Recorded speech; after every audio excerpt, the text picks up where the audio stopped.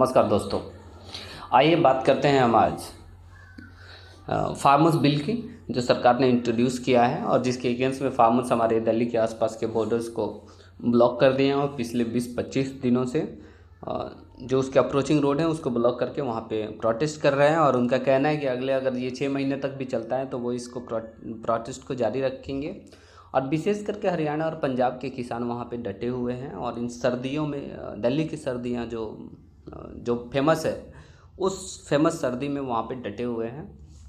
और सरकार का कहना है कि इस बिल में अगर आपको किसी तरीके की डिसएग्रीमेंट है तो आइए बैठ के बात करते हैं और हम लोग उस पर मॉडिफाई भी करेंगे। हालांकि 5-6 दौर की बातचीत भी हुई है, बट किसी भी कंक्लूसिव रिजल्ट तक नहीं पहुंची है दोनों पार्टियां, और अभी भी प्रोटेस्ट जारी है। सरकार अपने तरीके से प्रयास करने का बताने का ये प्रयास कर रही है कि ये बिल जो है ये फार्मर्स के फेवर में है, और किसानों का कहना है कि ये हमारे फेवर्स में नहीं है, इसको वापस लिया जाए। आइए जल्दी से समझते हैं क्या है इस बिल में। ये बिल 3 भाग में आया है। पहला भाग इसका ये कहता है कि किसान अब चाहता है तो अपने प्रोड्यूस को बाहर, अपने स्टेट या स्टेट के बाहर कहीं पे भी बेच सकता है, किसी भी तरीके की टैक्सेस नहीं लगेंगे उस पर। दूसरा भाग इसका ये कहता है कि किसान अगर चाहता है तो वो किसी भी बायर्स के साथ वो प्री एग्रीड प्राइस पे वो एग्रीमेंट में जा सकता है, कॉन्ट्रैक्ट में जा सकता है और कॉन्ट्रैक्ट फार्मिंग कर सकता है। कॉन्ट्रैक्ट फार्मिंग अभी भी है, कुछ जगह पे होती है, लेकिन ये उसको बढ़ावा देने का सरकार का प्रयास किया गया है। तीसरा इसका जो हिस्सा है वो ये कहता है कि जो एसेंशियल कमोडिटीज़ हैं, हाँ, जिसको सरकार पहले कंट्रोल करती थी, उसकी सप्लाई को, उसके होर्डिंग को, उसको कंट्रोल करती थी, अब सरकार उसको डी कंट्रोल कर रही है। सरकार कह रही है जब तक एक्स्ट्राऑर्डिनरी सिचुएशन नहीं क्रिएट हो जाता है, जैसे वार या नेचुरल कैलमिलिटीज़ या किसी भी तरीके की पैंडेमिक जो बहुत बड़ा सिचुएशन क्रिएट कर दे कंट्री में, तब तक हम उसको कंट्रोल नहीं करेंगे। और जैसे बाकी कमोडिटीज चलती है सप्लाई एंड डिमांड के बेस पे उनके प्राइस तय होते हैं, वैसे इसके भी होंगे। मुझे लगता है कि एज अ कंज्यूमर मुझे लगता है कि ये सरकार को इस पे विचार करना चाहिए। अदरवाइज़ क्या होगा कि जब बड़े बड़े बायर्स हो जाएंगे, बड़े बड़े होल्डर्स हो जाएंगे, तो उनको होल्ड करके किसी भी तरीके की आर्टिफिशियल स्कार्सिटी मार्केट में क्रिएट की जा सकती है, जिससे प्राइस को बूम करा करके आर्टिफिशियल इन्फ्लेशन मार्केट में क्रिएट किया जा सकता है। इससे सरकार को इस पे इंटरवीन करना चाहिए, इस हिस्से पे सरकार को विचार करना चाहिए। लेकिन जहाँ तक सवाल प्रोटेस्ट का है, मैं पहले ही दिन से इस प्रोटेस्ट के फेवर में नहीं हूँ, और मेरा मानना है कि जो प्रोटेस्ट करने का तरीका है, जो कंसेप्ट है, यही बिल्कुल गलत है। मैं इसको डेमोक्रेटिक मानता ही नहीं। हालांकि जो करते हैं वो ये कहते हैं कि ये उनका डेमोक्रेटिक राइट है, बट दुर्भाग्यवश ये जो प्री इंडिपेंडेंस तरीके हैं, जो प्री इंडिपेंडेंस दौर में हमारे यहाँ के जो लोग स्वतंत्रता संग्राम में लड़ते थे, वो जो अपनाते थे, जिस तरीके का प्रोटेस्ट करते थे, आज भी हम उसी तरीके के अपने ही सरकार के खिलाफ करते हैं। और मुझे लगता है कि ये एक चुनी हुई, डेमोक्रेटिकली चुनी हुई सरकार और डेमोक्रेटिक तरीके से पास किए हुए बिल क्या, हमें इस तरीके से विरोध नहीं करना चाहिए जहाँ पे जाकर के हमने पब्लिक प्रॉपर्टी को नुकसान पहुँचाया है। क्योंकि राइट टू प्रोटेस्ट तो है, बट राइट टू प्रिवेंट नहीं होना चाहिए। आपने रोड को ब्लॉक कर दिया है, वहाँ पे आसपास में रहने वाले, आने जाने वाले लोगों को कितनी परेशानियाँ होती हैं, उनके जो डेमोक्रेटिक राइट है मूव करने का, उसका आपने हनन किया है, इसलिए ये डेमोक्रेटिक हो ही नहीं सकता है। आप देखेंगे जो दिल्ली या आसपास के जो लोग रहते हैं वो ये जानते हैं कि दिल्ली एनसीआर में जो लोग रहते हैं वो दिल्ली में रहते हैं, तो बाहर एनसीआर के दूसरे हिस्से में, चाहे वो गाज़ियाबाद हो, चाहे वो फरीदाबाद हो, चाहे वो गुड़गांव हो, वहाँ पे जाकर के काम करते हैं। या गुड़गांव, फरीदाबाद या नोएडा में रहने वाले लोग आकर के दिल्ली में काम करते हैं, यानी वो रोज़ बॉर्डर को क्रॉस करते हैं। आपने उस बॉर्डर को ब्लॉक करके रखा हुआ है, ये बहुत बड़ी प्रॉब्लम क्रिएट कर रही होगी वहाँ के लोगों का। इससे हमारा इकोनॉमिक नुकसान भी है। और जब मैं इकोनॉमिक नुकसान की बात करता हूँ तो मुझे बहुत आश्चर्य होता है कि ये डिस्कशन नहीं है, ये मैटर ऑफ डिस्कशन नहीं है। आज हम किसी भी बिल का समर्थन या उसका विरोध सिर्फ इसलिए करते हैं कि हम अपनी पॉलिटिकल इंक्लिनेशन जो होती है, हमारी जो एक पॉलिटिकल सोच हमारी होती है, उसके हिसाब से करते हैं। मुझे लगता है कि हम जैसे लोग जो रैशनल सोचते हैं, उन्हें पॉलिटिकल सिर्फ इलेक्शन के समय पे, जब हमारे पास चॉइस होता है कि इन 4 बंदों में किसे हमें सेलेक्ट करना चाहिए, कौन हमारे देश या हमारी सोसाइटी के लिए बेहतर कर सकता है, हमें उसको वोट देना चाहिए।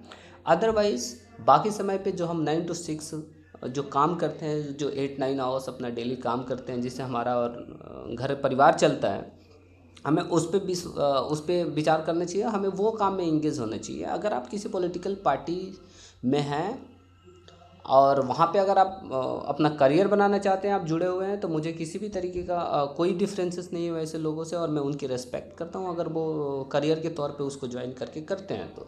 लेकिन अगर आप और हम करियर के तौर पे उसमें नहीं जुड़े हुए हैं, तो हमें लगता है कि हमें पॉलिटिकल पार्टीज़ का समर्थन या विरोध सिर्फ और सिर्फ इलेक्शन के समय पे उनकी नीतियों के हिसाब से करना चाहिए। उनकी जो सोच है और हमारी जो सोच है वो कभी मैच नहीं कर सकती, क्योंकि कोई भी पार्टियाँ आज अगर आप देखोगे तो दूध के धुले हुए नहीं हैं, उनमें भी बुराइयां हैं, उनमें भी अच्छाइयाँ हैं। तो जब आप डिफेंड करने लगते हो किसी पार्टी को, तो आप उनकी बुराइयों को भी डिफेंड करते हो, जो कि गलत है। मुझे लगता है कि एक एजुकेटेड पर्सन को ऐसा नहीं करना चाहिए। इसलिए हमारा समर्थन या विरोध इस चीज़ पे आधारित नहीं हो सकता है कि हम पॉलिटिकली किसको सपोर्ट करते हैं। सपोर्ट करना और अपोज करना ये इलेक्शन के समय पे हम डिसाइड करेंगे। आज के डेट में हमें ये लगता है कि जब हम किसान सोचते हैं तो हमें लगता है ना कि बहुत मजलूम, बहुत ही गरीब होंगे, तब हम ये भूल जाते हैं कि हम मिडिल क्लास के लोग, सबसे इग्नोर्ड अगर कहीं पे है देश में तो वो है मिडिल क्लास, जो ऑनेस्टली टैक्स पे करता है।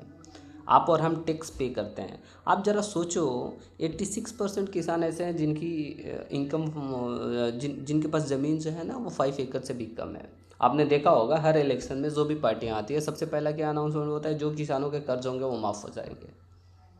आप ये भी देखते हैं कि किसी का 10 रुपया माफ़ हुआ, किसी का 20 रुपया हुआ, किसी का 100 रुपया हुआ, किसी का 1 रुपया भी हुआ। क्यों हुआ ऐसा?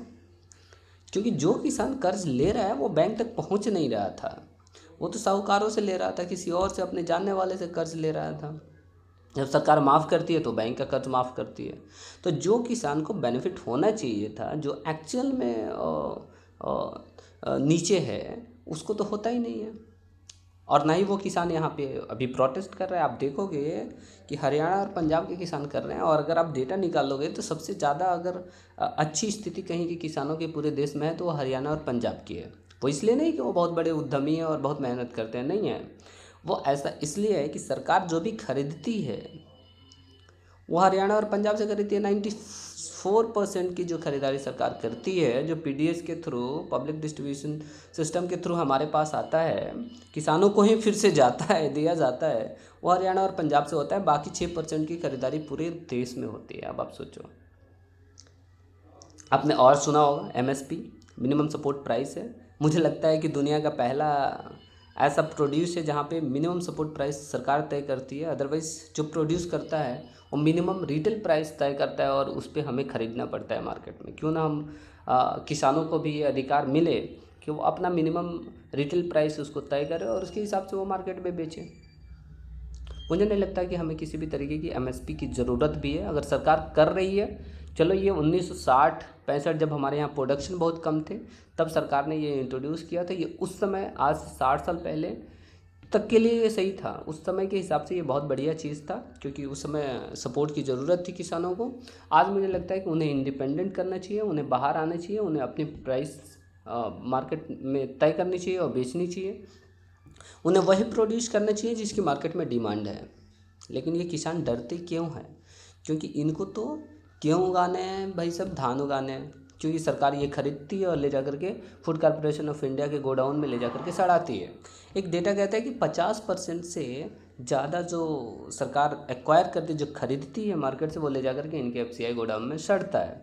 अभी तो सरकार ने फ्री में देना कुछ शुरू किया पेंडेमिक के टाइम पे, जिससे सरकार का जो यूजेज है वो बढ़ा है। अदरवाइज़ ये सड़ते हैं जा करके। अब आप सोचो, हम दाल खरीदते हैं, इंपोर्ट करते हैं बाहर से, हम तेल बाहर से इंपोर्ट करते हैं, मसाले इंपोर्ट करते हैं, सोयाबीन इंपोर्ट करते हैं, ऐसे बहुत सारी चीज़ें जो हम इंपोर्ट करते हैं, हम प्रोड्यूस नहीं करते हैं। क्योंकि सरकार इस पर एक तो एमएसपी देने को राज़ी नहीं है, और दूसरा है कि वो सरकार इसको खरीदती नहीं है। इसलिए हमारे किसान उगाते नहीं हैं, विशेषकर हरियाणा और पंजाब के। इसलिए इनको ज़्यादा दिक्कत है भाई साहब कि हमें एमएसपी दे दो, हम गेहूँ उगाते रहेंगे, हम धान उगाते रहेंगे, हम तुम्ही को बेचते रहेंगे, हम तुम्ही से फिर लेते रहेंगे, और फिर हमें सब्सिडी भी चाहिए भाई साहब। किस में चाहिए? बीज में सब्सिडी चाहिए जी, इनको उर्वरक में सब्सिडी चाहिए जी, इनको इलेक्ट्रिसिटी पे सब्सिडी चाहिए जी, ये जो भी खरीदेंगे ये उस पर सब्सिडी चाहिए जी। और सबसे आयरॉनिक चीज़ ये है कि इन सब के बाद भी इनके जो इनकम होंगे वो नॉन टैक्सेबल होंगे। आप देखेंगे अभी जो प्रोटेस्ट चल रहा है ना, वहाँ पे आप देखेंगे कि मर्सिडीज से कोई आ रहा है, कोई BMW से आ रहा है, कोई रेंज रोवर से आ रहा है। भाई सब ठीक है, आप किसी भी गाड़ी से आते हो, आपकी मेहनत की कमाई है, आप लेकर के आते हो, चलो ठीक है, पर टैक्सेस क्यों नहीं पे कर रहे हो? एक मिडिल क्लास का बंदा जो 20-25-50 हज़ार रुपये कमाता है वो टैक्स पे करता है। इन किसानों के यहाँ जो काम करते हैं हमारे यहाँ से जा कर के वो अपने टैक्स पे करते हैं, लेकिन ये किसान नहीं करेंगे। तभी आपने देखा होगा बहुत सारे फैंसी किसान मिलेंगे आपको जो इसी मौसम में उगते हैं। क्यों उगते हैं? क्योंकि ये अपने इनकम का कुछ हिस्सा दिखाते हैं कि इन्होंने एग्रीकल्चर से कमाया हुआ है, क्योंकि एग्रीकल्चर से कमाई हुई जो चीज़ें हैं, जो जो वहाँ से कमाया हुआ धन है, उस पर टैक्स नहीं लगेगा। इसलिए ये दिखाते हैं कि हम एग्रीकल्चर से कमाए हैं। भाई साहब, ये 50 करोड़ हमने एग्रीकल्चर से कमाए हैं, ये 100 करोड़ कमाया है। इसीलिए आपने देखा होगा हरियाणा और पंजाब के जो किसानों की स्थिति है और बाकी देश के किसानों की स्थिति से बेहतर मानी जाती है। अब आप एक चीज़ और सोचो कि हर इलेक्शन में जो इतने पैसे इनको वेव किया जाता है वो किन के पैसे हैं? मेरा मानना है कि सरकार के 1 रुपये तो नहीं है, आपके और हमारे टैक्स के पैसे हैं। आपने दिया है, हमने दिया है। भाई साहब, जब हमारे और आपके टैक्स के पैसे इनको वेबर में क्यों जाने चाहिए? क्यों इनको सब्सिडी मिलनी चाहिए? मुझे लगता है कि ये सबसे गलत चीज़ है जिसका हमें समर्थन नहीं करना चाहिए। और विशेषकर मैं इस चीज़ का समर्थक नहीं हूँ कि आप जब भी इलेक्शन आता है आप 50,000 करोड़ माफ़ कर दो जी, 60,000 करोड़ माफ़ कर दो जी। क्यों माफ़ कर दो जी? आपके हमारे कर्ज कभी माफ़ होते हैं क्या? हम तो ऑनेस्ट टैक्स पेयर हैं भाई साहब। और हमारे पैसे का डिसीजन सरकार क्यों ले रही है? और जहाँ तक एपीएमसी मंडी का सवाल है, सरकार कह चुकी है कि ये ख़त्म नहीं होने वाला है। और बिहार के रिस्पेक्ट में बात करें तो बिहार, केरला, मेघालय, मणिपुर कुछ ऐसे जगह हैं जहाँ पे एपीएमसी एक्ट है ही नहीं। और मैं आपको बताऊँ 42% वर्कफोर्स फार्मिंग में लगी हुई है और इसका जीडीपी में कंट्रीब्यूशन है 16% का।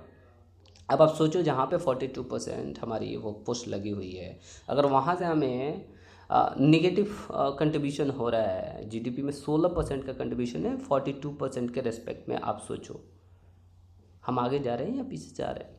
50% ऐसे भी किसान हैं आज भी जो नहीं चाहते उनके बच्चे किसान बने। क्यों नहीं?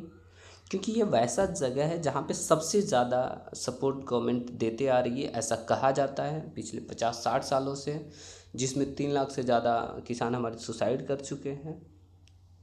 उसके बाद भी स्थिति नहीं सुधरी है। क्यों नहीं सुधरी है?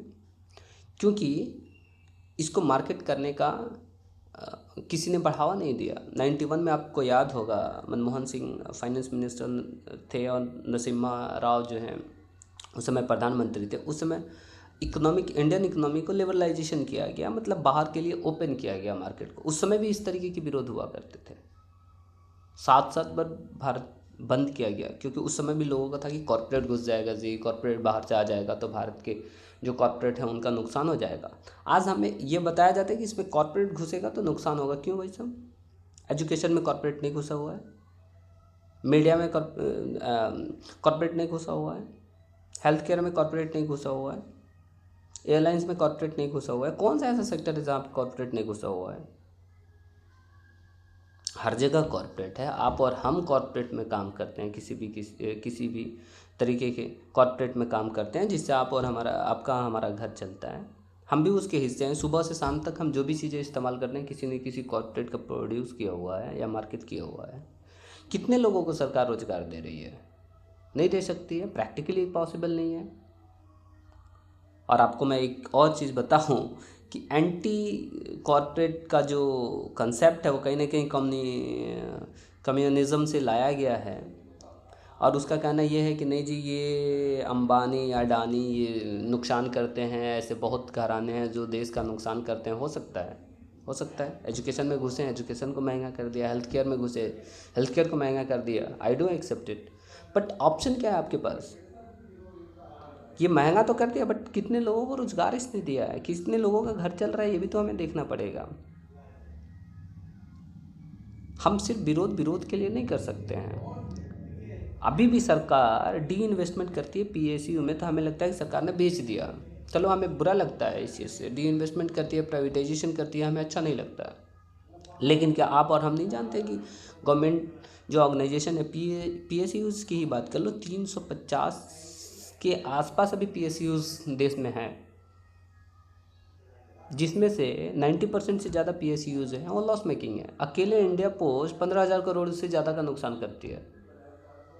एयरलाइंस एयर इंडिया जो है कम से कम 500 करोड़ का हर ईयरली नुकसान करती है। वो आपका हमारा पैसा जाता है। 100 से ज़्यादा तो ऐसे PSUs हैं जो चलते ही नहीं हैं, जिनकी सिर्फ सैलरी जाती है स्टाफ को, जो चलते नहीं हैं, पेपर पे ही सिर्फ हैं। और ये पैसे किसके हैं? आपके हमारे टैक्स के पैसे हैं। जब PSUs नहीं चलेंगे, जब उसमें काम करने वाले लोग प्रोडक्शन नहीं दे पाएंगे, उनकी क्षमता उस तरीके की नहीं होगी, तो अगर कॉर्पोरेट उसमें घुसता है, कॉर्पोरेट उसको मैनेज करता है, सरकार क्यों एक लॉस मेकिंग, क्यों हम सैलरी दे रहे हैं उन लोगों का जो PSU चल ही नहीं रहा है? और किसके पैसे हैं ये? मोदी के हैं? कांग्रेस के हैं? किसी के नहीं है भाई साहब, ये आपके हमारे पैसे हैं जो हमारे और आपके पॉकेट से निकलता है। हमें और आपको समझना पड़ेगा, जो भी तरीके का हम प्रोटेस्ट करते हैं, ये हमारा राइट है कि हम प्रोटेस्ट करें, बट हम किसी को प्रिवेंट करके और अपने ही देश का नुकसान करते हैं, तो ये मुझे लगता है कि इसका नहीं करना चाहिए। हम किसी भी पॉलिटिकल पार्टीज़ का समर्थक हो सकते हैं, बट हम उसके झंडा नहीं ढोने वाले हैं, इसलिए हमें इन सारी चीज़ों से बाहर निकलना चाहिए और हमें सिर्फ़ और सिर्फ देश का समर्थन करना चाहिए। ये जो बिल है, ये मुझे लगता है कि कहीं ना कहीं जो है किसानों का हेल्प करेगा। एक प्रयास है, कम से कम हमें देखना चाहिए। नहीं अच्छा लगेगा, हमने हमने इस सरकार को चुना है, दूसरी सरकार हमारी आएगी, हम इसको हटाएंगे, हम उसको चुनेंगे, वो आकर के इस बिल के अगेंस्ट में एक बिल पास करेगी, ये बिल नल एंड वॉइड हो जाएगा, ख़त्म हो जाएगा ना। फिर हमें क्यों इस तरीके की प्रोटेस्ट करने की ज़रूरत है? अगर हमने किसी सरकार को चुना है, हमने ही तो चुना है, हमारे यहाँ के लोगों ने चुना है, एक डेमोक्रेटिकली चुना हुआ सरकार चल रहा है। हमें इस तरीके से अपने ही सरकार के विरुद्ध जाकर के अपने ही प्रॉपर्टी का नुकसान करने का मुझे नहीं लगता कि कोई लॉजिक है इसमें। फिर भी लोग कर रहे हैं। शुक्र है कि सोशल मीडिया है, बहुत सारे लोग एक्सपोज होते हैं, उनकी हाइपोक्रेसी जो है वो एक्सपोज हो रही है। आज नेताओं की हाइपोक्रेसी जो है वो एक्सपोज हो रही है। कल वो कुछ और कहते हैं, आज कुछ और करते हैं। जो लोग कल विरोध में थे वो आज समर्थक हैं, जो लोग कल समर्थन में थे वो आज विरोध में हैं। तो ये चीज़ें चलती रहेंगी। आप और हमें अपने कंसाइंस के हिसाब से, हमें अपने डेटा के हिसाब से हमें इसका विरोध और समर्थन करने पे विचार करना चाहिए। मुझे लगता है कि इस बिल का समर्थन होना चाहिए और इस तरीके की किसी भी प्रोटेस्ट का हम कोई समर्थन नहीं करते हैं। Thank you so much.